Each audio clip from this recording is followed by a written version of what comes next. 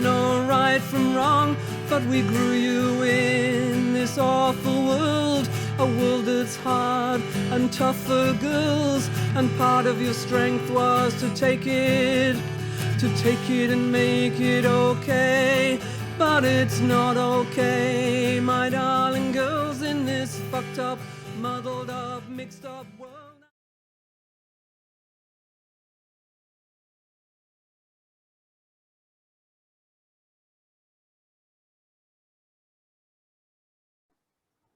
Hi, Maria. That's good. Just to say that Maria McLachlan is there and she's going to be joining us in 2 weeks' time for our next webinar.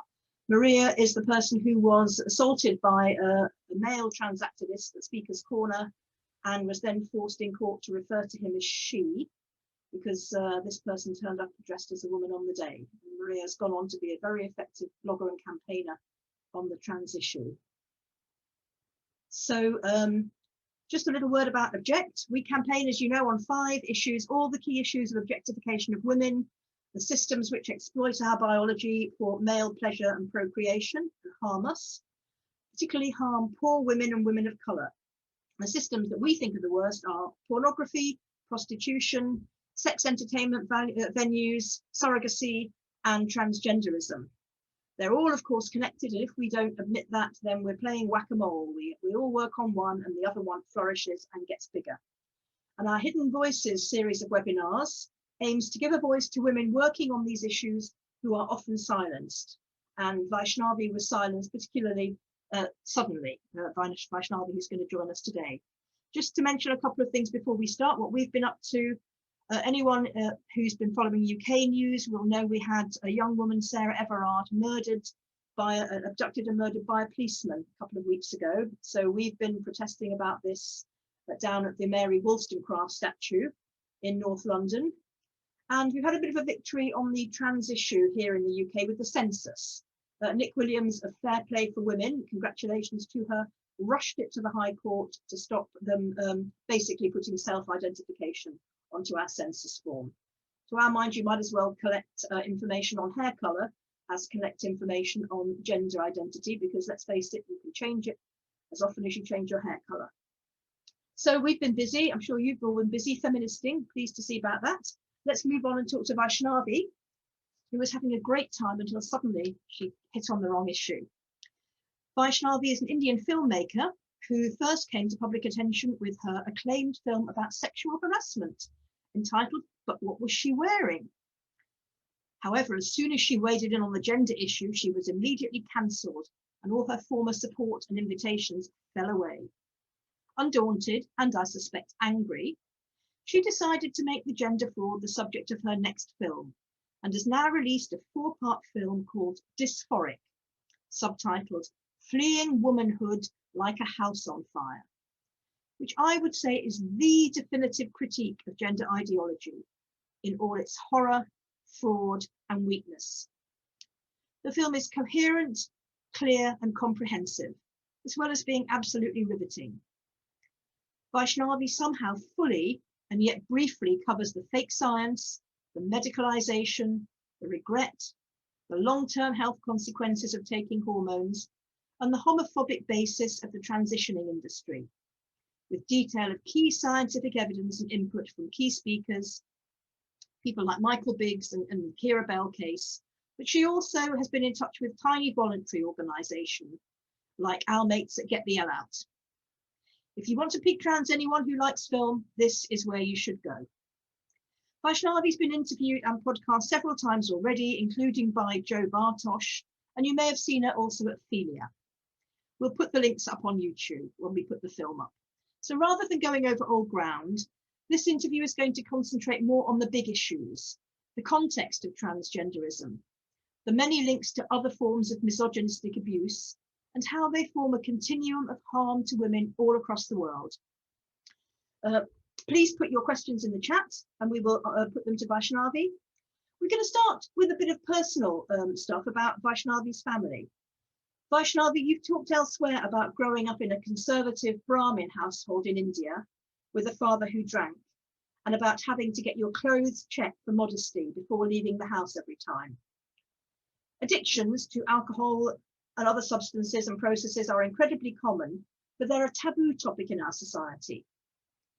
I was surprised to learn from your film how quickly the body becomes dependent, for example, on testosterone.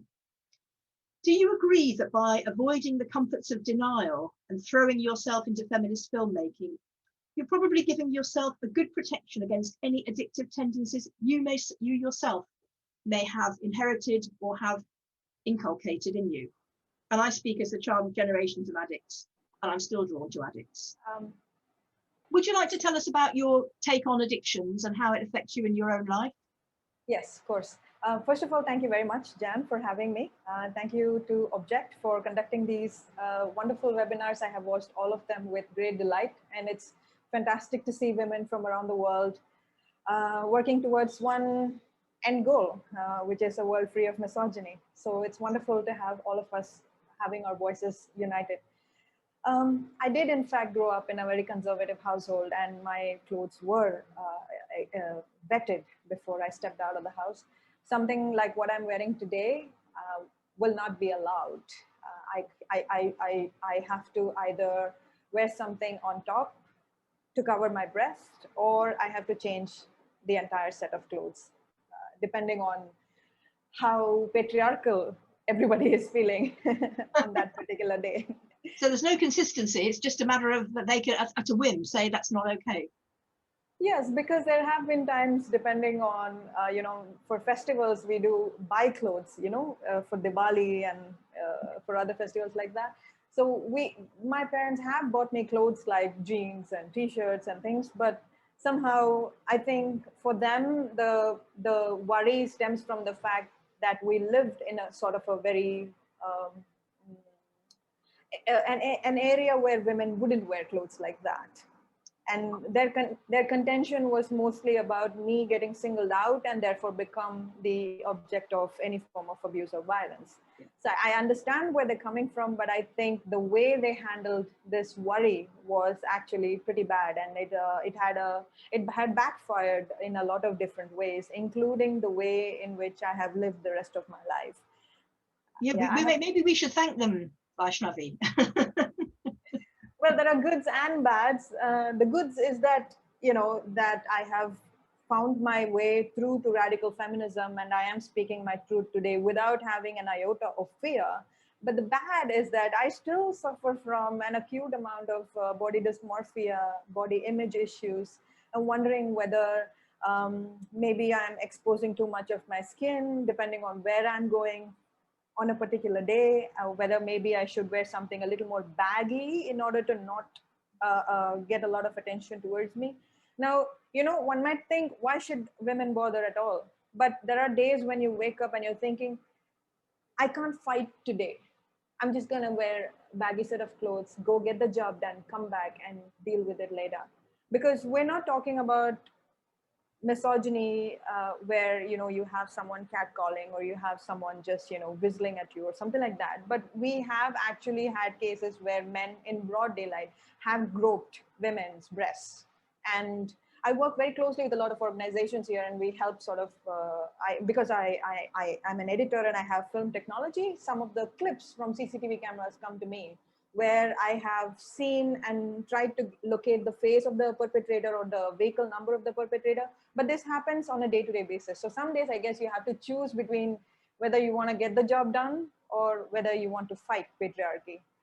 The getting the job done is, in fact, fighting patriarchy, but you have to decide whether or not you want to look like garbage or you want to look like a human on some days. Regarding addiction, I grew up in a violent household, in a household where my mother was abused every night. And I remember going to bed, almost crying myself to sleep. I can't remember a time when there was no loud noises. I have PTSD from that time. Even today, I cannot be in a place where people are speaking in a loud volume, even today, even if they are being loving and friendly. And the whole concept of violence took a very drastic turn in my personal life, because psychologically, I started finding that to be normal. And therefore, as I grew up, I kind of leaned towards some form of violence or some form of abnormality in people, be it in terms of friendships that are toxic or relationships that are toxic. Yeah. And it is true. I mean, and I know, like, almost all women would agree how this childhood indoctrination can affect every potential relationship that you make in the rest of your life. Even if you are 35 now and you know better than to give in to somebody who's toxic, and yet you make these mistakes over and over again. And it's true for me too. While I can rationalize it when I step away from myself, looking at me from the outside, I do make those mistakes again and again. And you know, it's about getting yourself hurt, learning, getting yourself hurt, learning, and moving on. That's and I guess in a way, the addiction that he had and the violence that he perpetrated in my house brought me to the adult that I am, that is addicted to some form of violence in some way. Not in the conventional sense where I'm looking for violence. No, I'm not. I'm dead against it. I would fight for a woman who is under some form of violence. This is what I do. But it's subliminal, because that seems normal. It seems comforting. It seems familiar. Yes. And so in a way, the things that I do right now, educating myself every day, making myself better every day, I do try to move away from falling into those traps. But sometimes it's hard. Everybody makes mistakes. And sometimes it's incredibly hard when you know willfully you're doing it and you shouldn't be.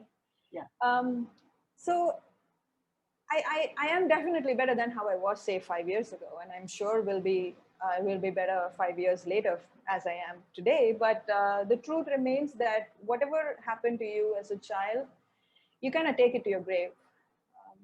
And the violence is such an integral part of my life that I hate so much, but I can't get rid of it.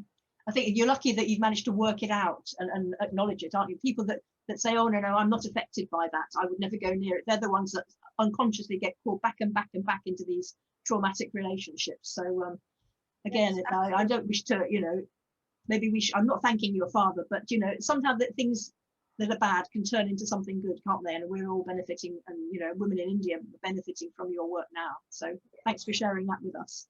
So many of us are affected by addictions and violence. I just wanted to talk about it.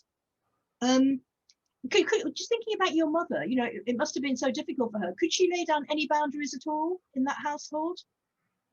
She was very conservative herself, and to her, I guess that seemed like the way life would be for a woman, because all around her she was seeing men abusing women too. Yeah. And I think her parents, my grandparents, had sort of instilled this thought inside her head that you have 2 children, you've got to be careful, you can't be so hasty that you can just walk away from a man just because he's hitting you. He's got good sides, look at that. He's sometimes very loving too. You remember that day this happened, and things like that. They sort of appeal to the goodness of a horrible, violent man and somehow make you believe, gaslight you into believing that somehow he is in fact good. And all the abuse, and even when she has a scar on her face on days like that, they would say things like that and make her believe that for the sake of children, that this is the right thing to do. And she practically slaved herself her whole life. If not for her, I wouldn't have had education. I wouldn't have had all the privileges that I'm enjoying today. Of course, I worked harder later and earned all these things to sort of bypass all the patriarchy and everything. But if she hadn't educated me, I would have probably been married to some guy with 3 children myself and not liked it. It's not about being married and having 3 children that's a problem, but not liked it. Yeah. And probably in a violent one too, because violence begets violence, and the circle just keeps on going generation after generation. Mm-hmm. So she couldn't exactly come out of it because she was not told that it was possible, and there was no support system for her. Even though the marriage was namesake, we were brought up by our grandparents. My mom was working, and she had to leave us at our grandparents' house, and they would feed us, they would take care of us while she's away. And as soon as she comes in the evening, we'll all go back to our house and wait for the night for my father to come and hope that something horrible doesn't happen that night. This used to be our cycle, and it affected all the other things for her as well. She is so ambitious, she is so smart and everything, and if she wanted to, she could have pursued university education. They were 6 children, so my grandparents couldn't educate all of them. We come from poverty. We didn't have a lot when we were young and everything, but we were happy to live within the means. It wasn't like we had nothing to complain per se regarding the comforts that we had. It was more than sufficient. But for her, I feel really bad, because if she had been in a university or she had gotten herself a degree or something like that, she would have done really well for herself and would have maybe walked out of this marriage, or maybe never would have married, or something like that, something better for herself. And maybe if she did have that university education, perhaps she would have had the courage to stand up to him and walk away even after she's had us and things. And she made sure that you would get that.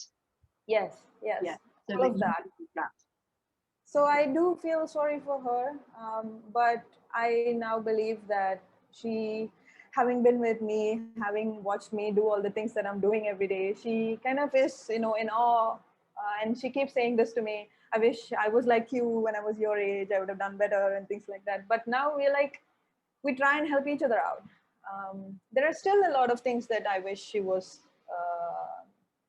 feeling differently about, There's still so many things that she can't change at her age. I wouldn't change a lot of things at my age, so I can only imagine how it would be even more harder for her. But whatever time that we have together, I kind of try and see if I can feminist my way through to her in some way. and now radical feminist my way through to her. Even better. Yeah. Well, it is Mother's Day here in the UK, so we're very glad to hear a little bit about your mum. And, one of those mums who couldn't escape her own situation, but made sure her daughter could educate herself out of it. So thanks, Vaishnavi's mum. Moving on to your work, I really liked the input in one of your interviews about the myth that trans people have always existed in India. They're called hijras. I've had this from my own daughter, who says I'm not culturally aware enough. And I looked into the myth about the Native American two-spirit people who are supposed to be trans. They're not trans at all. A load of gay people decided that back in the 1990s that two-spirit referred to gender. Can you say a bit more about these people? And is there anywhere are there any studies that we can look at to find any sort of objective information about them? One thing about this whole hijra situation that these trans people have been appropriating, the thing about it having existed for a very long time, that's true. Only hijras are not trans. Yeah. And hijras are actually, like you said, homosexual, transsexual, and some of them are probably not even homosexual, but are forced into becoming hijra. There's this entire mafia in that particular culture as well. So the way it works is sometimes young boys are auctioned. Young boys who look a bit effeminate are auctioned for a certain amount of money by other hijras. So they're sold. Yes, in a way. They're sold and they're taken under the care of another hijra who now she will call her mom and would stay with her for the rest of her life. And the way this whole thing works is that they spot families that are really poor and have maybe a lot of children with promises that they're going to take the son away and give them a better life and probably pay them so they can take care of the rest of the children, or maybe feed the rest of the children or something like that. It's always that sort of a hunting. They go after people that are vulnerable, make empty promises and take the children. So some of these boys are drugged and are kept under confined spaces for older men who are probably homosexual or bisexual to come and have sexual intercourse with. Now, some of these boys are trapped in this model, much like how girls and women are trafficked into prostitution. It is pretty similar. Only they are drugged in a way that if they don't perform sexual favors, they will not get their fix. And that seems to be like a huge... They're forced into addiction. Yes. In some ways, as women in prostitution are here. Yeah. Yes. And therefore, the only way for them to get their fix for the day, which would make them slightly more calmer, is if they, have male clients come over and they basically prostitute themselves. And that's one way. And then there is this other aspect where there are homosexual men who just like the idea of being with men. And because India is extremely homophobic, the whole idea of being with men as men is incomprehensible. So they assume this persona of them being women who is in love with men.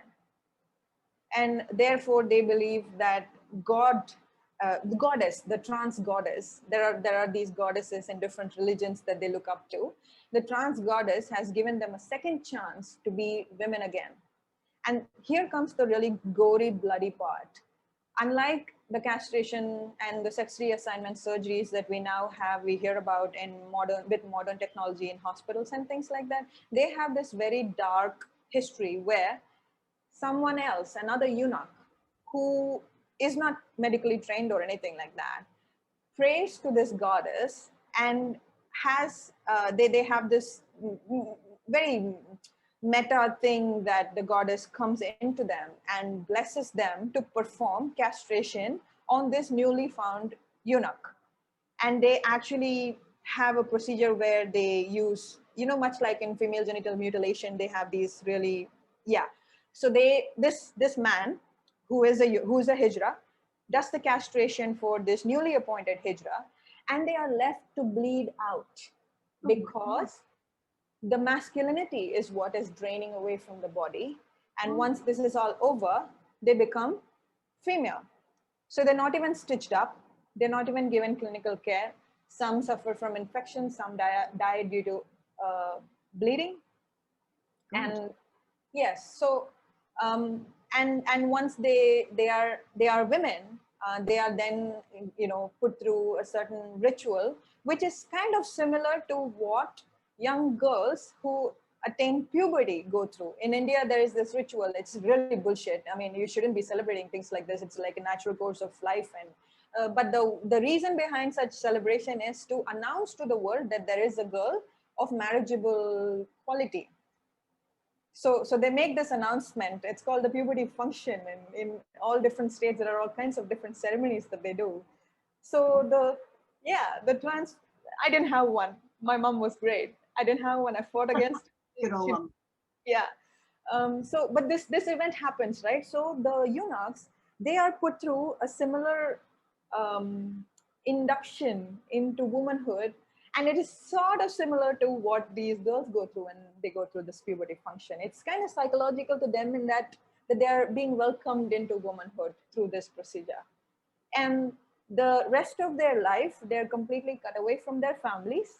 They call this guru, their teacher, as their mom.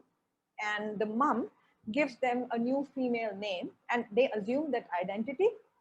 And the one thing that they do is live out the rest of their life servicing this mom. And the two things that they do predominantly in order to make livelihood is, one, beg, two, prostitute themselves. And the whole idea of prostituting themselves is also like a very dangerous thing, in that between the gurus, if there is this one eunuch who is sort of good looking, female passing, they get auctioned to another guru for a higher price. So between them, there is this very dark and deviant history. And yet somehow they are so dedicated to this whole culture, and that they're happy being this subservient disciple, if you will. Of Well, it's a bit late then, isn't it? What other option can they have? Yes, exactly. But some of these people go there willingly.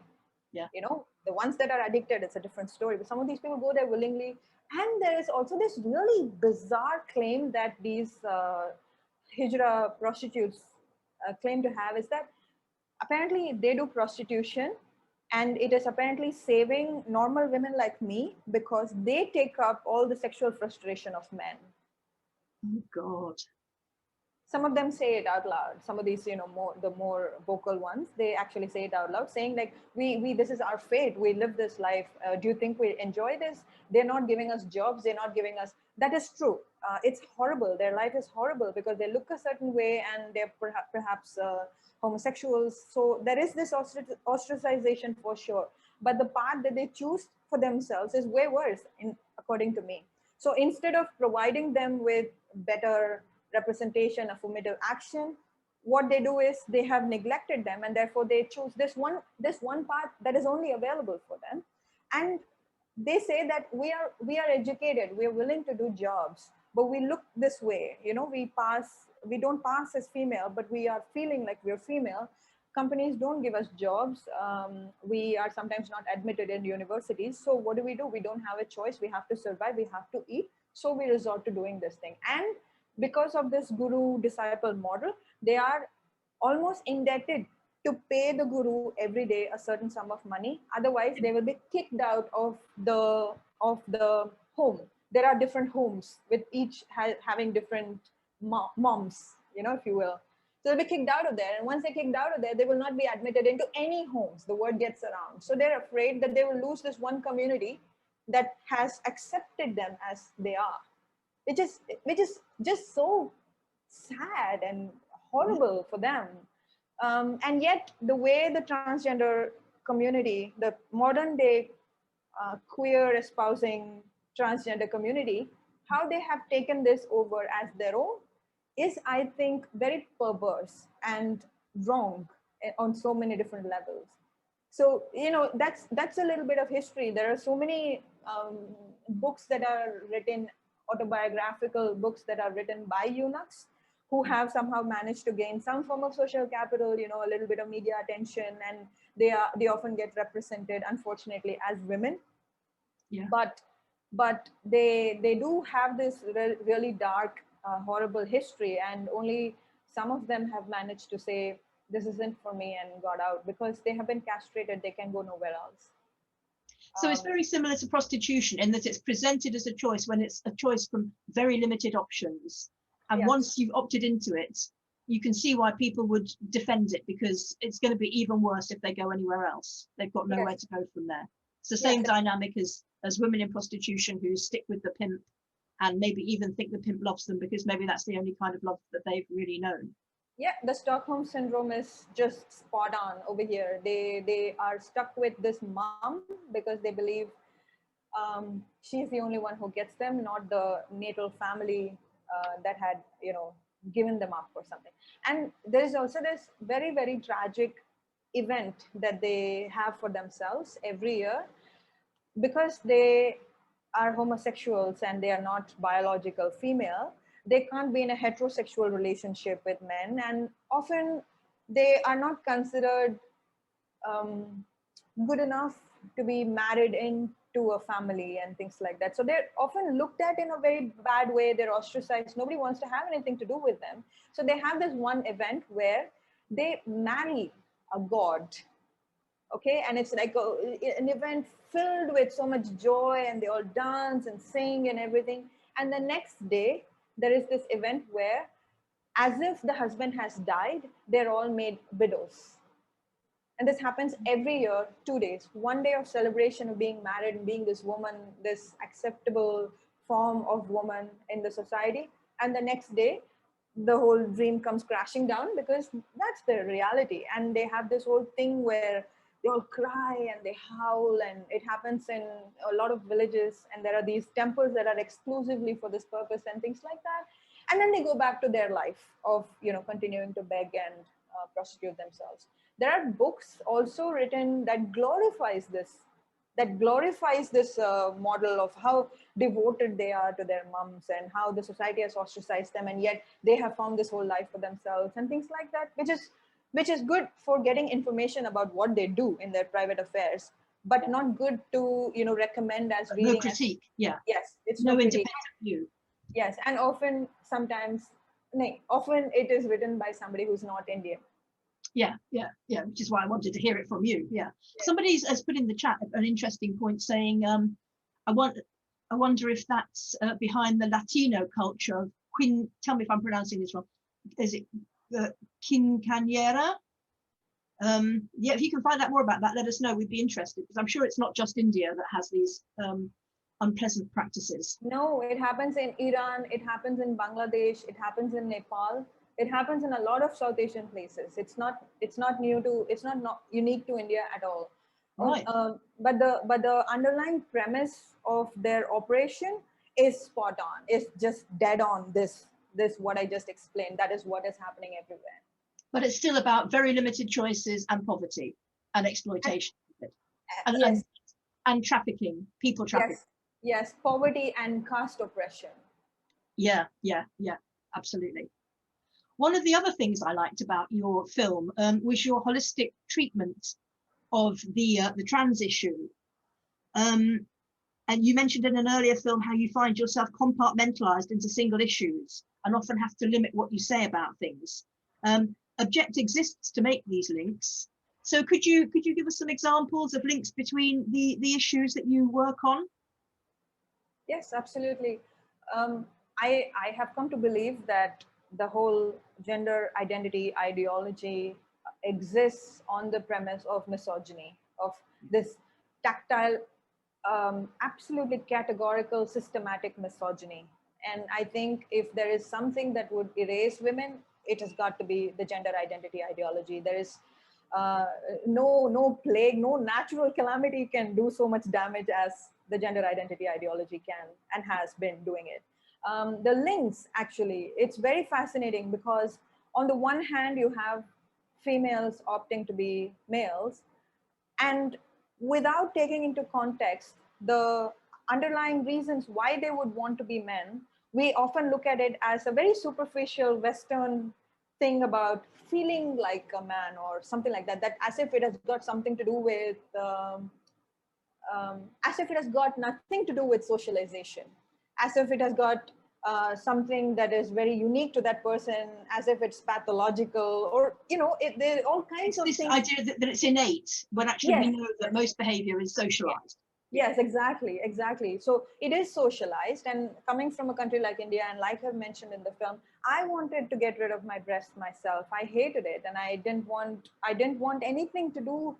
Like, I wanted my body to walk away from my breast somehow. Even in relationships later on, I had to have such difficulty in accepting that the breasts are part of my body.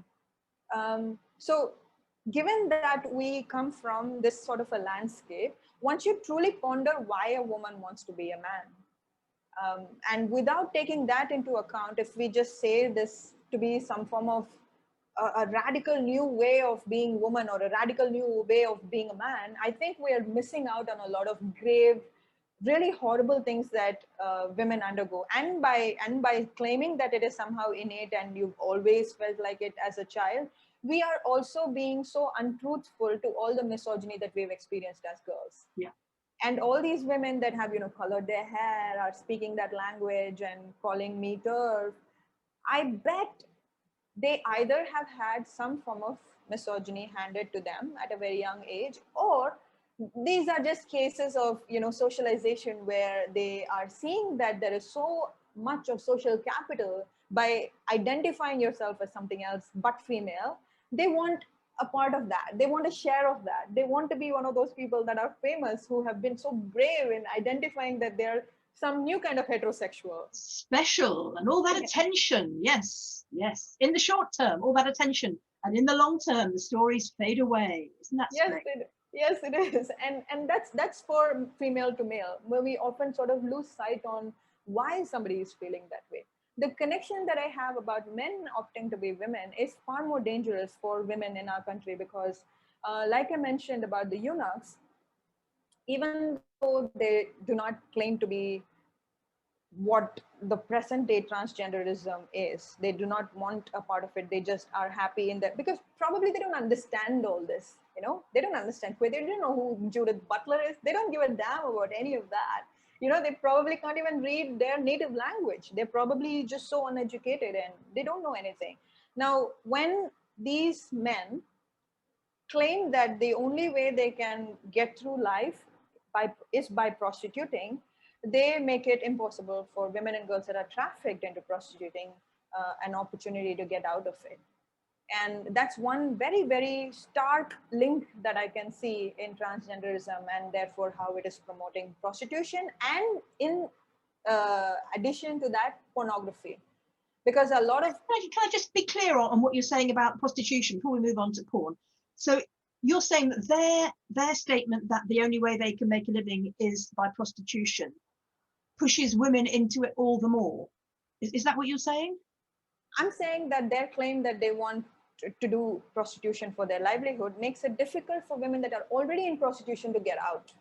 Right. Because they're trying to. Yes, so they're saying that if I want to do it, why are you trying to get out of it? It must be okay. It must be okay, and therefore don't get out of it because this is a great work. Why do you want to get out of it? It's work. Sex work validates it. It validates it. Yeah. Yeah. They're normalizing it as if it is free from abuse. That is somehow you have any control over who you will be forced to have sex with or be raped, and how many people that will come to you every night. There is no control over that. And recently what has happened is India is an extremely porn sick country. We are one of probably the largest consumers of the pornography that is there world over. And what has happened is recently, because there is so much of trafficking that goes on, where people from the northeast part of India or people from Oriental origin who get trafficked into the country because they have a market within Indian men, because they choose for women that look a certain way. So they get prostitution. Yeah. Yes. Okay. The racism and the liking a certain look, and racism is fine in porn, isn't it? As it is in prostitution. It's a little bastion where it's allowed to flourish. Yes, exactly. And they're coming into the country. And also this comes in the backdrop of poverty and illiteracy as well. So these women are not walking in, dancing into prostitution. They are coming there because they know that if they do this, their, 5 or 8 siblings are going to get food. Or they think that they would, but there is no guarantee. Now, what these trans activists have done, the sex work is work trans activists have done, is there is an anti-trafficking bill that got passed, and it is still very hopeless. It's not exactly regulating anything because, there is all kinds of tie-up between the criminal justice system and the pimps and all of that, the whole mafia. So it's not actually getting implemented where they are able to curb it, where they're able to put a stop to it, or where they have done some sort of a sneak attack where they could, free some 100, 200 women that got trafficked from Nepal maybe. They haven't done any of that. But there is an act because so many women have fought for it and brought in an anti-trafficking act. Just recently, the trans rights activists in India have collaborated with organizations abroad, the Red Umbrella organizations, no prize for guessing why they're called that. And they are going against... Not everyone may know. The Red Umbrella movement is a movement that is supposed to be come from the grassroots of women in prostitution. And of course, it's actually a sex work lobby movement. And you can imagine if you're working in that kind of thing and somebody says, would you like to come on a demonstration with a red umbrella? You'd say yes, because it's probably better than the other things you'd be doing that day. Yes. So and now is sex work, the sex work lobby, thinking that prostitution is fine. And of course, we know it's not. Yes, and now they are claiming that they're lobbying for the anti-trafficking bill to not get implemented because it will affect their job. Yeah. So they're basically saying, I don't give a damn if women are forced into prostitution. If you implement this, you can make me out of job, claiming that even I was trafficked. So some twisted, convoluted way of saying, I don't give a damn about women. This is what I do, and this is what I want to continue to do. So they've got all these organizations from the West, world over, to work with the trans activists, because the trans activists are powerful men. They are probably heads of media organizations. They're probably all people from law and politics, and they know how to lobby things. They know how to, toe the line, if you will, and they get their way. So now an already toothless act is now mired under controversy because men who want to prostitute themselves believe that their livelihood is at stake. So there is this immediate connection between gender identity, ideology, and prostitution as well. Yeah. And of course, there is this other form of misogyny that where when men assume a female role, they hypersexualize themselves. Yeah. And we are fighting tooth and nail to not portray ourselves like that in media and newspapers and children's books and things like that. So that goes directly against all the efforts that we've done for centuries now to not sexualize us as objects. And yet they go and they glorify themselves in a way that it is insulting to womanhood. So they're validating objectivity. They're validating all the forms of oppression that have been applied to us all the way through.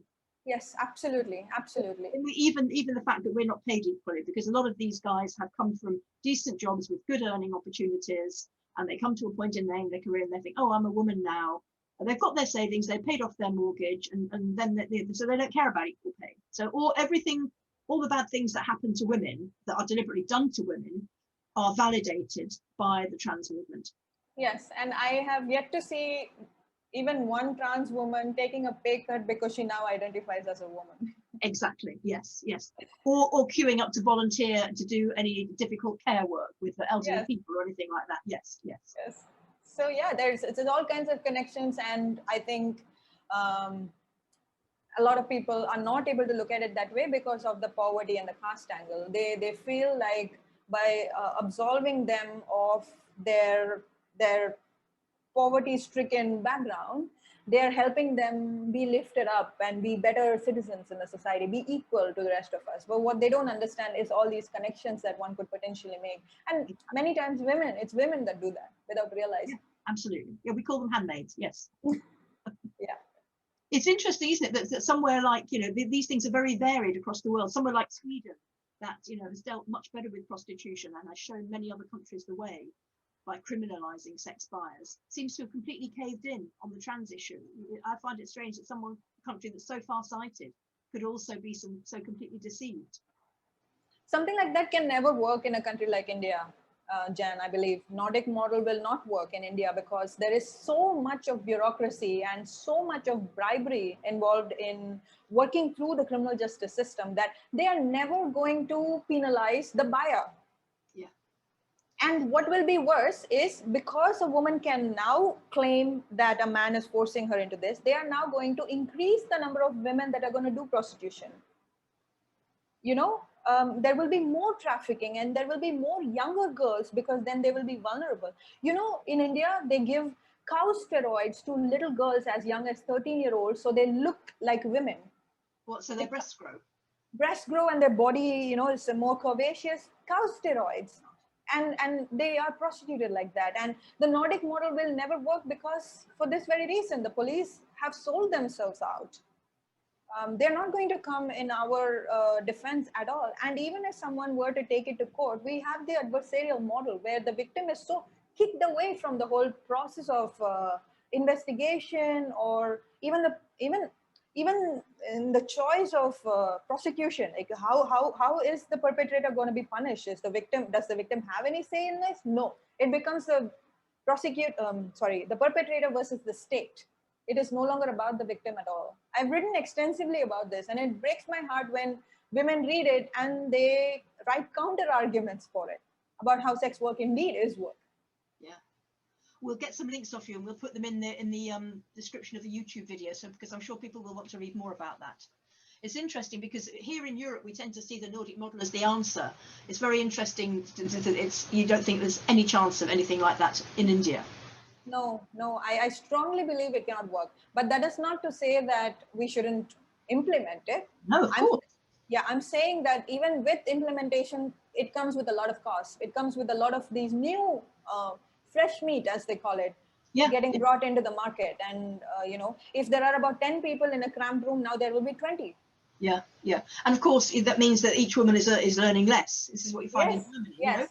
They pull in Europe, it tends to be all the people get pulled in from the poor countries in the east of Europe, or into southern Europe from Africa, and then you get the market flooded. The price goes down because there's so much choice for the punters, and women earn less, and then sometimes they go home having earned nothing. Yeah, and the pimp gets richer and richer because there are more prostitutes now. Yeah, and the way that men regard sex becomes completely different, and you wonder how they could ever hold any kind of normal relationship. Yes. Awful. Yes. Moving back to the trans issue, one of the other things I liked about your film was that you concentrated not on trans people, but on the process of transitioning. Because it's very easy to be accused of hating trans people. I certainly don't, but I've got plenty of criticism of that process and how it's pushed at people. You had, for example, Michael Biggs talking about the fact that many parents who push this agenda are doing so with apparently good intentions, sometimes genuinely good intentions, and sometimes perhaps they're not even aware of their own homophobia. Did you consider including material on the horrendous behaviour of some M2F people, like that lovely Jonathan Yaniv in Canada? Oh God, Jonathan Yannick warrants an entire film in itself. Oh no, I don't think I could face that. There isn't a certificate made for that, for such a film. I agree. I will not make it, far less watch one.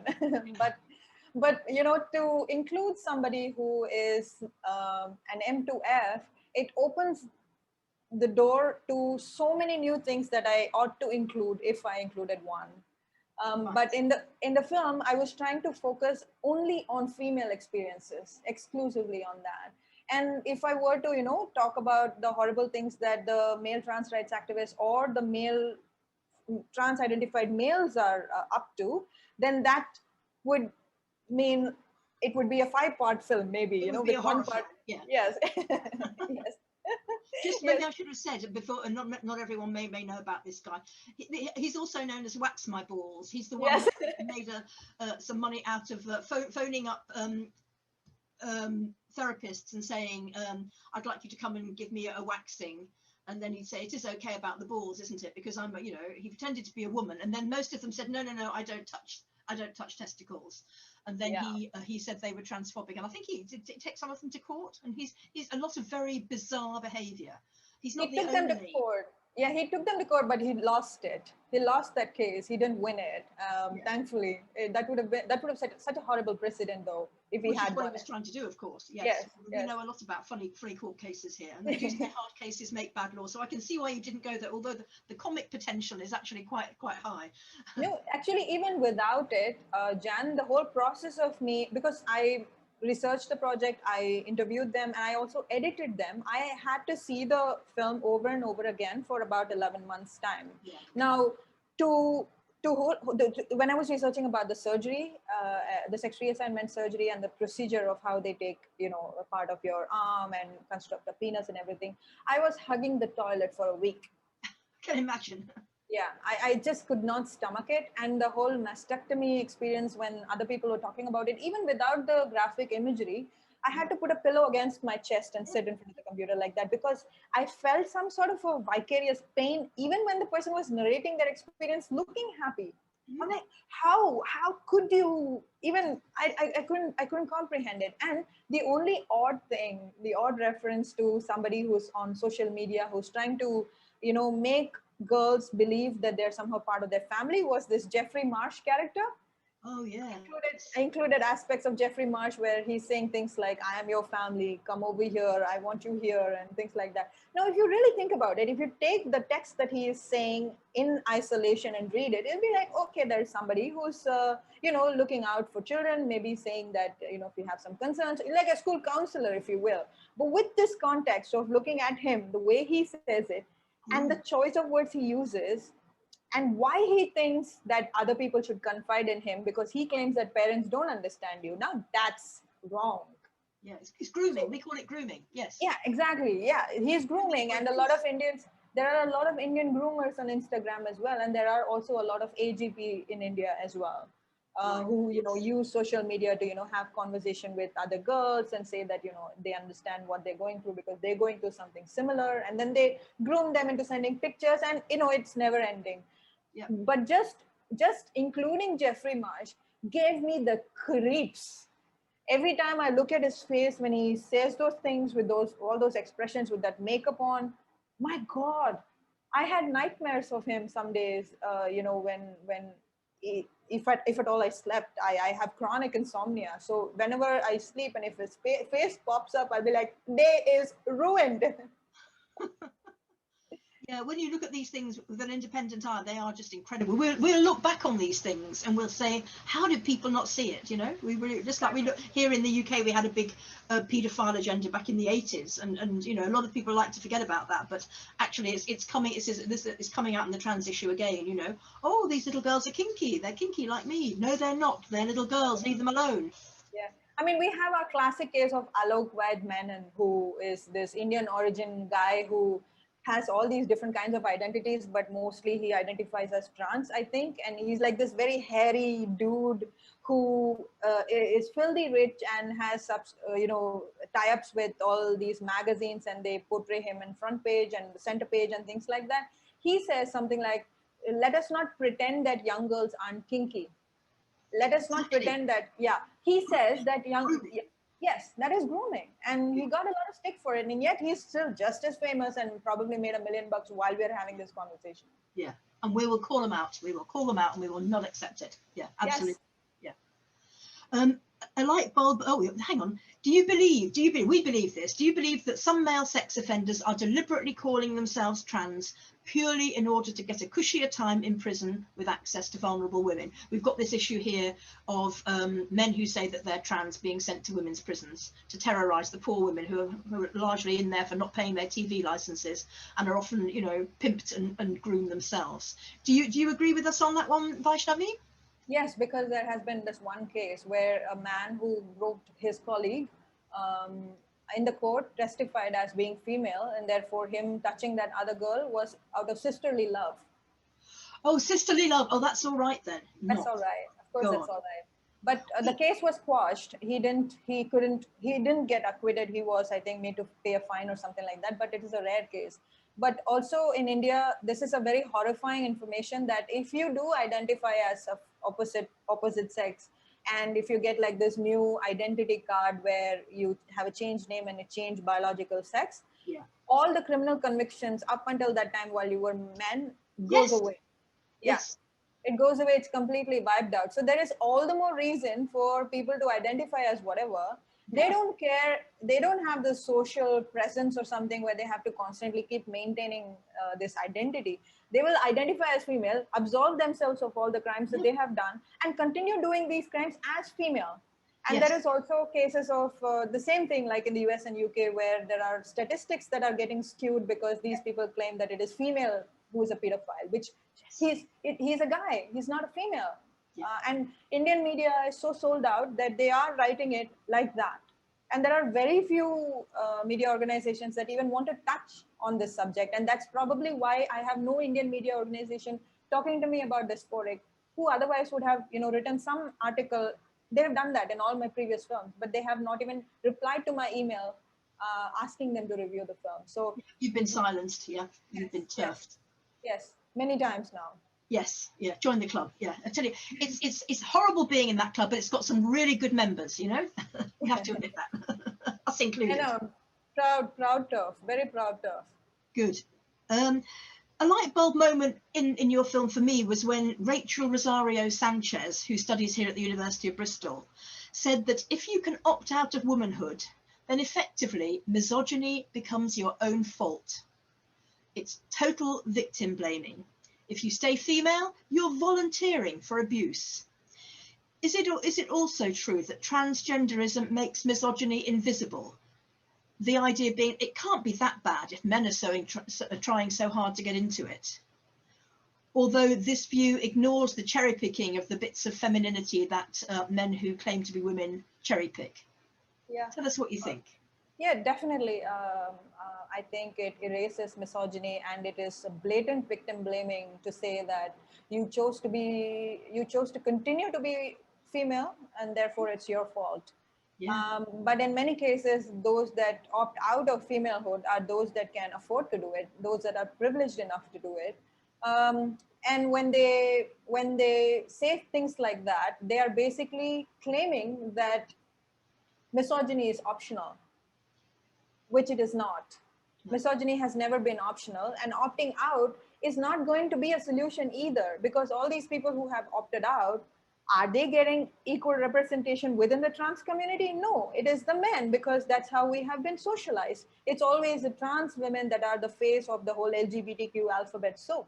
It's never a trans man. It's never a lesbian. It's never us. It's never biological female. So that must give them some clue as to how you are not exactly escaping misogyny, even if you identify out of it. So transgenderism, yes, it has this persistent effort to make girls believe that there is this choice, that you can leave away this misogyny for the others, and you can live this flourishing life by chopping your body entirely, and perhaps you will have that euphoric life that they claim to offer. Of course, they don't really give a damn if the surgeries are botched up and if they are indeed never truly happy. No, they don't care. And in fact, there is not a single long-term study in this country that shows that changing your gender makes anybody happy in the long term. All the coverage of it concentrates on that moment when, oh, I'm so happy I haven't got my breasts anymore. Nothing long term about it. And you know, which is why the Kira Bell case was so important, because she was the first person to come out and say, this is shit what you've done to me, you are experimenting on me, I was a child. Yeah. And you know, we've now got, we used to be told there were hardly any detransitions, and now there's thousands and thousands of them. Yes, I don't know if you caught on Twitter about how during the Detransitional Awareness Day, I mean, big fan of 12th March now, because it's all these women that are speaking up about their horrible experience in their gender clinic. But some of the girls that had sort of things done to them, like double mastectomy done to them, had expressed grief about how they can never feed their children anymore. And how now, having removed their uterus, even if they want to bear children, they cannot. Yeah. And that's so heartbreaking, because these feelings are so compulsive sometimes. You know, if you want to have children, if you don't want to have children, those feelings are so compulsive. And you've gone and done something, and you're going to kick yourself up over it over and over again. All those people that supported you before are not going to stand by you and say sorry. No, they're going to reject you if you step outside the orthodoxy. Yes. And one of the links we like to make, which is a particularly horrendous one, is that all these poor people who've gone down the trans route and made themselves infertile, to Big Pharma, they just look like a lovely big market for surrogacy, because they will think, oh, the only way I can have a child is to find a surrogate. And then that's another way of preying on all the poor women in poor countries to farm themselves out to produce surrogate babies who probably are not going to have a very happy life. No, so not at all. You know how sometimes you look at things and you think this is dreadful, and you look again and you think, oh my God, it's even worse. It's one of those, you know. And the surrogacy thing is being pushed worldwide here, and very much being pushed as a gay rights issue, which it is not, because no human right comes with a price tag attached. It's a right only for the rich. It's not a right for the poor, so it's not a human right at all. No, but I think transgenderism is evident. That's a very important point as well, even about when we were talking about the connections of transgenderism to different other misogynistic aspects of women. I think surrogacy plays a very important role, because India is a huge market, and only recently there was an act that claimed that if you are a foreigner, you can't do surrogate tourism anymore. That used to be the phrase. Right. Yes, India's banned it. Yeah. Yeah, no, well, at the face of it, yes. In theory, yes.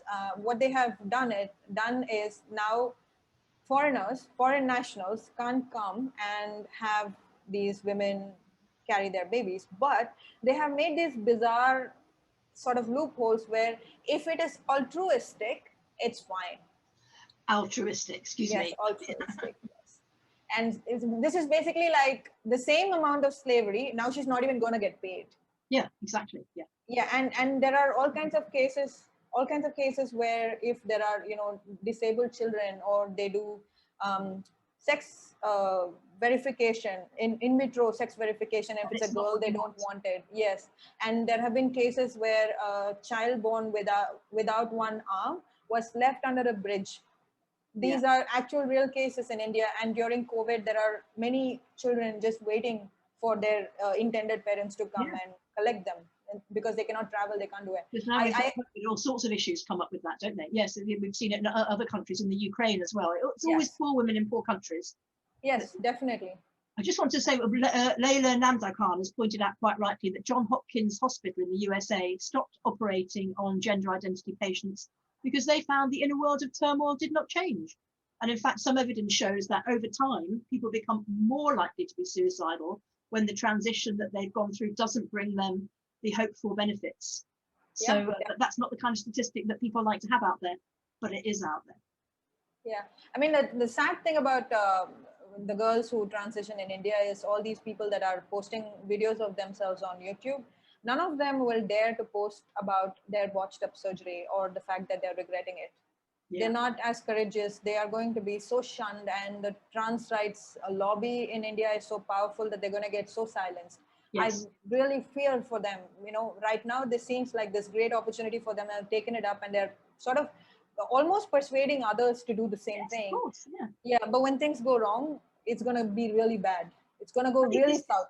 Yeah, this phenomenon of internet influencers that we see about people who look good and sound good and are being paid by to you know, say, use this product, do this procedure. it's a much more widespread phenomenon than people realize. People think it's just somebody who's secretly getting a rake off for a company, but there are people who are getting all sorts of benefits by saying, look how great this was happening to me. And who knows where they'll be in 5 years' time. I suspect not saying that to anybody.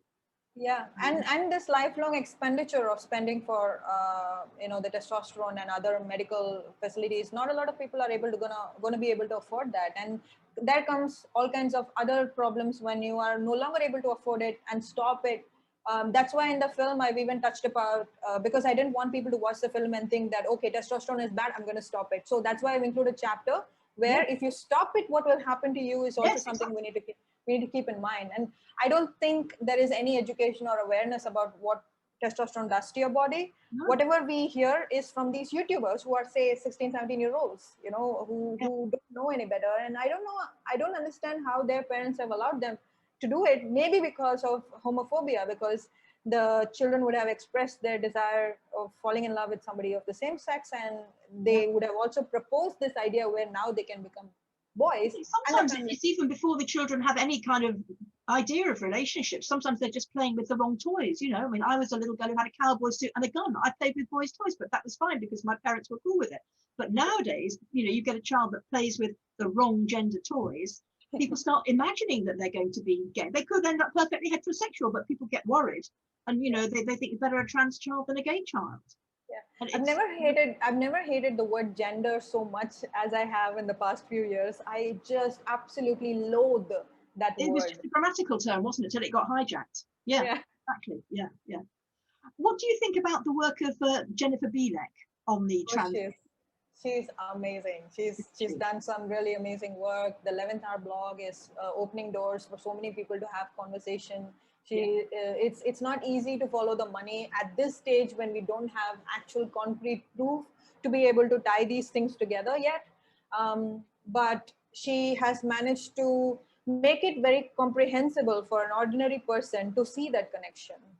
And the fact that she can be vocal about it without any fear, put herself out there and run this blog and constantly keep questioning the hospitals that do this is pretty amazing. And I think she's bloody amazing. Yeah, I interviewed her a couple of weeks. It was a great And it just still gets me, the fact that the journalists and the academics weren't going anywhere near it. Jennifer Bielek comes out of nowhere and digs it all out. Yes, she's pioneering in that, drawing that correlation between this gender mafia and where the corporate money is. It's pretty amazing, actually. Yeah. A lot of people still aren't aware of it. Yeah. There's a lot of very good statistics in your film. If you had to choose one to be the most important, the most influential, which one would you choose and why? I mean, there are a few. One is, earlier I used to think that if you pump in testosterone into your body, whatever risks that you could potentially have would be that of the risk that a male would have. Yeah. But I learned during my research and interview is that it's a lot more than that. It's 4 to 5 times more than even how much a male would. For example, the risk of you getting stroke. So you do stand a chance of getting stroke if you pump testosterone into your body. Now that risk of you getting stroke is not similar to a man getting a stroke. Wow. The risk of you getting stroke is 4 to 5 times even more than a man getting stroke. An ordinary man who hasn't pumped himself with any hormones, like a regular guy, they are constantly brainwashing you to believe that it will be just like any other guy getting a stroke. How often does a man get a stroke? Not very often, right? Therefore, that's the amount of time you will get a stroke as well. That's how they are manipulating people into thinking that, well, there are no risks. It's a small risk. Actually, it's a huge risk. It is a huge risk. It is a huge risk. And both the detransitioners who have spoken in our film also have sort of emphasized on that, about how they were constantly made to underplay the consequences or the risks by saying that, no, it's nothing, it's normal. Just power through it. You in fact, poor thing, Rachel, when she wasn't seeing as much changes as she should have based on her research of other trans people online who were already getting beard and stuff, when she went and told her gender therapist about it, she increased her dosage. not gradually, but drastically increased her dosage, and that brought her down. And that got her into all kinds of liver and kidney diseases. The gender therapist did not warn her about it. The gender therapist was like, oh, she's not seeing as much changes. Maybe I need to pump up the testosterone now.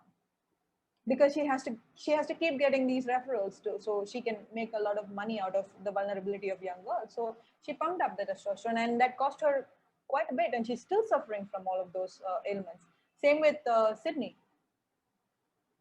She's had to have estrogen taken later on to, you know, get back to her regular bodily functions. And you know, it's hard. I can't even imagine being perpetually bleeding all the time. It's hard, but actually, if you're a pharmaceutical company or a trans activist, you might, and this is really sick, apologies, you might find comfort in the fact that, unfortunately, people that go down this path are likely to die young. And so there aren't going to be mature elderly voices. They also, because they don't go through puberty, if they start young enough, they don't come out with the adult analytical powers to understand what's been done to them. There was an interesting program here in UK on Radio 4 about the Eastern European athletes who back in the 80s were clearly taking hormones. They were forced to take hormones. Their countries forced them to take hormones. And of course, the women started looking like men. And over the years, you know, it's faded away a bit. And one brave woman who'd been an Olympic athlete from East Germany came and spoke about it and said, we had no choice. Most of the colleagues are either too ashamed of what they did to speak out, but actually, she said, a very large proportion of them have died. They've died really, really young. And so the voices are not there to critique what's been done to them. It is and so it's horrible. the same hormones as we're now giving to people to change gender. Yeah. So they're not going to be alive to complain. So they're just having a field day. Yeah, yeah, exactly. It's horrible. It's such a horrible justification. It's worse than you think. So thank you for that. That's really important. I just want to throw in my favorite statistic, because my favorite is the 67% of people that go down the trans route will desist. 67%. That is most of them. That is most of them. We should not be pushing them down there. It is not 1% as they claim it to be. It's exactly. not 1%. They've stopped saying that now. If you notice, they've stopped saying that. Yes, funny that, isn't it? Now we actually have some information on it. A question about terminology, because it's often very difficult to know how to refer to these things. What do you think is the best way to refer to the trans issue? I know Jennifer likes to call it the gender ideology, I think, or transgenderism, the gender industry, the trans craze. I sometimes call it the trans fraud. What do you think? And participants, please give us some suggestions too. I'm not sure, because it's all said and done. Despite all their choices, it's the people that we're talking about, not the industry that's done this to them. We're not accusing the industry of what they are capable of, what they have done to these poor vulnerable people who just blindly followed it. They are partly at fault, but I think we need to be able to call this industry in a way that we're not referring to the people that have fallen into it. Exactly. Yeah. Look at the people who are actually profiting from it. Follow the money. Yeah. Yes. Some way we have to, I don't know, trans mafia, or I don't know, the trans cult. I don't know what we could call them, but I want to emphasize on the fact that there is a potential that these people probably will have a change of mind, and therefore we needn't be so antagonizing. No point in creating battle. Yeah. We have to tell the truth without being unnecessarily antagonistic. Yeah, I agree. Yeah, because even in the radical feminist activism that we do, there are so many people who are now identifying as whatever, are able to see the merit of biological sex, and they don't conflate things. And personally, I wish nobody does any changes to their body as a young person or as an adult. I wish they wouldn't. I wish they just wouldn't do it at all and completely shut down this industry. I wish that would happen. But these are people that do it for whatever reasons, and these are often mostly very sad, tragic reasons. Yes. So I want to accuse the industry that forces people by giving them this opportunity as if it's some golden trophy. I want to accuse the industry, call them a cult, call them a mafia, I don't know, call them some sort of how in industries you have these conveyor belts where you throw in the raw materials and in the end there is this Conveyor belt, the trans conveyor belt. Yes, the I like conveyor belt, perhaps, you know, where you go in as female and you come out as male, apparently, which you don't. But that's how industrialized it is. It's what I'm saying. It's technologically sound. It is industrialized. It is largely driven because of capitalism, because the greed for money drives one to do crazy things above everything else. So it is an industrial conveyor belt where people are being fooled into rejuvenating themselves into something else, while it's not. It's all fake, like all things under capitalism is. Yes, yes. Consumer capitalism disappeared up its own behind. Yeah, absolutely. Yeah. You mentioned in the film that humans decide what to believe based on their emotions, not their brains. This is one of my favorite psychological findings. Given that we've got a battle on our hands here, we don't want to hurt people, we don't want to antagonize people unnecessarily, but we don't also want to stop telling the truth. What emotion should we be appealing to open people's eyes to what's going on? I think the emotion of being proud about being female. I think that's what's lacking. I think we aren't teaching girls enough that how amazing being female is. Yeah. And it's hard because all around you, even if you have the most progressive family where they're not being tainted by all these negative thoughts of objectification or something like that, the moment you pick up a phone or the moment you step outside the comfort of your house, go to school, college, wherever, you are immediately filled in. Actually, this kind of objectification is shoved down your throat in a way that you don't believe that you're equal in a society. And in my case, I learned that in a very, very young age, in an age where I shouldn't understand inequities at all. I should be playing with my male friends, female friends, everybody, playing football, climbing up the tree, whatever, not worrying about anything. But I did worry at a very young age about whether or not my legs are wide, or if something is visible, should I cover myself up? Who teaches you all that? My parents did not exactly explicitly tell me these things, and yet I learned it. Nobody taught me as a child that it is amazing to be a girl. Nobody taught me that it is amazing to grow up to be a woman and all the wonderful things that one can do. You know, something slightly outside of, you know, being able to give birth to children. It's not just the one thing that women are amazing about. You know, that's the constant thing that people keep saying, that it's so amazing to be female. You have the beautiful power of giving birth to a child. No, even for girls who probably cannot or don't want to have children, I think it's our prerogative to teach them at a very young age that it is in fact amazing to be girls. Yeah. And we need to have a lot of role models and a lot of people who are speaking up being female, about how amazing being female is and how they're so proud of being female. And I think that's the emotion that we need to tap on. Even when we are trying to, you know, lobby with politicians and policymakers, I think everybody is approaching it in a way of uh, providing women sex-based rights as opposed to going against the trans ideology. We are trying to give women their sex-based rights, something that they have rightfully earned, and they are equal contributors to the economy. They're equal participants in terms of population, in terms of everything else. They should be given that right. But I think the way we approach this whole issue must be, you know, to just make being female cool again or something like that. Yeah, because it is. And I think It is. my take on it is, even though we've got these big battles to fight, I will not let it get me down. I will not let it make me unhappy. I will not let it stop me having a nice life and enjoying myself and having my hobbies and my interests and doing dreadful things to make sure people listen. So I think we, you know, it's very easy to get very ground down and miserable by this. And, you know, that's the first thing we have to fight. Keep ourselves in good condition so that we can get out there and do it for the girls. Yeah, I would agree. Yeah. I believe that transgenderism is the big medical scam of the 2020s, and that surrogacy, which the UK government is about to hugely liberalise here, will be the medical scandal of the 2030s, as the harms done to women and children hit public view and numbers increase. What do you think will be seen as the big medical scams of these decades? I think surrogacy and transgenderism will be on the top, even according to me. I think there will be also a lot of female feticide, even though sex determination is ruled out, it's outlawed. But I think there will be a lot of cases where, given the state of the world, I think parents would not want to have girl children. So there will be these dark corners where you could perhaps determine the sex of the baby in vitro, and people will probably start having abortions.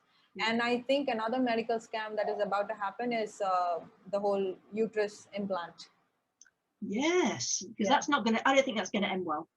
No, that's not going to end well at all. And it's already horrible for a lot of animals because they're doing mass testing on dogs, sheep, and pigs. Yeah. And they're just discarding them. I'm a huge animal lover. I rescue animals, and I stay up night thinking about how the animals must be feeling right there in those places. It just boggles the mind. But that's another thing that's gonna really, now we are thinking, nah, come on, it's not possible at all. But in a matter of, yeah, it's gonna happen, and it's gonna be really, really bad. And as always, the most affected people are going to be the female species, be it the animals or be it us. It's going to be us. Yeah. If the boys must play with their toys and it does any damage to women, let's not think about it. Yeah. We don't mind. Yeah. I'd like to close by saying that we at Object believe it's not now a question of whether transgenderism gets exploded and seen for the fraud it is. It's a matter of when and how. Your films are a major contribution to peak transing the population. How do you see this issue being regarded in 10 or 20 years' time? Oh, well, I sure hope people look at it and laugh at it in 10 or 20 years' time, because right now they aren't. I keep joking with my friends that there are these films, this reality TV films where, like Truman Show, where the entire universe is conspiring against this one guy, pretending that there is this one world and everything. I keep joking with my friends that one fine day we're going to have a TV announcement that, ha, fooled you, there's no such thing as trans. Yeah. I keep thinking that the day will come and all these efforts, women chill, there is no trans, we were just fooling you or something like that.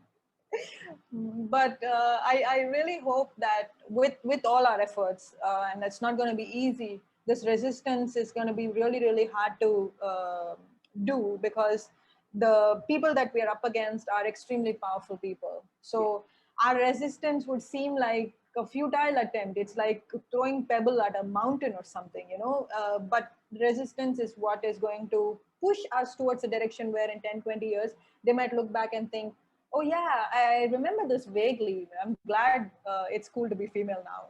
I really hope people think that in 10, 20 years. I want to think that.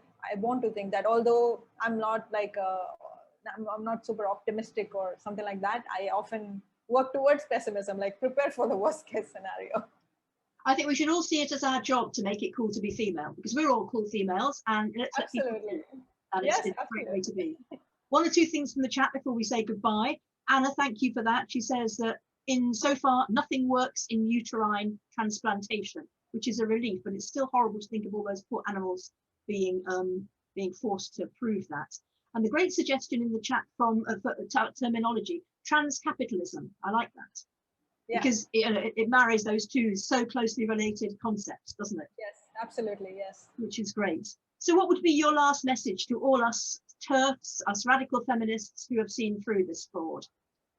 Oh, I have found my way of expressing contempt, against this whole ideology by making a film.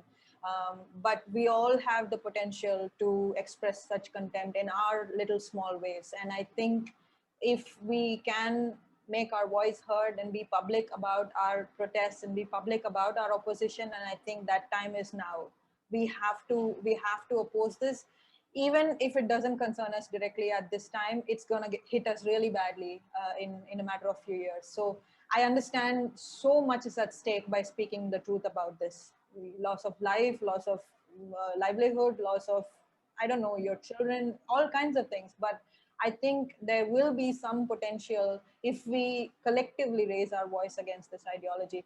I made a film. Maybe you can make a social media post, maybe talk to your friend and peak trans them. Maybe they are not aware, but once you talk to them, they might see merit in it and they will be able to help you in your protest. It could be anything. We're all doing that. Yes. Yes. So yeah. I think, yeah, and feel free to use my film in however way you want. Just tear it apart, do whatever you want with it. It's going to be free forever. And if YouTube takes it down, I have 100 other places where I can upload it. So feel free to use the film. And really, I hope that, you know, towards the end in the film, I talk about how things are about to get really bad for India. I hope my next film isn't about that. I really hope it isn't about that. Well, we're carefully not asking you about that because you may want to mull that over a little bit longer, but believe me, we will be looking when it comes out. We look forward to hearing more about it. It's been great talking to you, Vaishnavi. Thank you so much for joining us. Thank you. Thank you all for all your contributions in the chat. Happy Mother's Day to everybody. And for those of you in London, there's another demonstration for that poor Sarah Everett tomorrow, Parliament Square, 5 o'clock. We're going to go down there. We're going to go home when it's dark because we don't want anything nasty kicking off with people who've got other agendas. But very, very important that we make a big fuss about this poor woman that was killed by a policeman. Yeah. Thank you very much. Thank you so much. Say hello to India from all of us, and we look forward to talking to you again sometime. Bye, Vaishnavi. Bye, everybody. Thanks so much for coming. Did we do well, my darling girls? Did we really do well? We grew you up to be straight and strong, to do your best to know right from wrong. But we grew you in this awful world, a world that's hard and tough for girls. And part of your strength was to take it and make it okay. But it's not okay, my darling girls, in this fucked up, muddled up, mixed up world.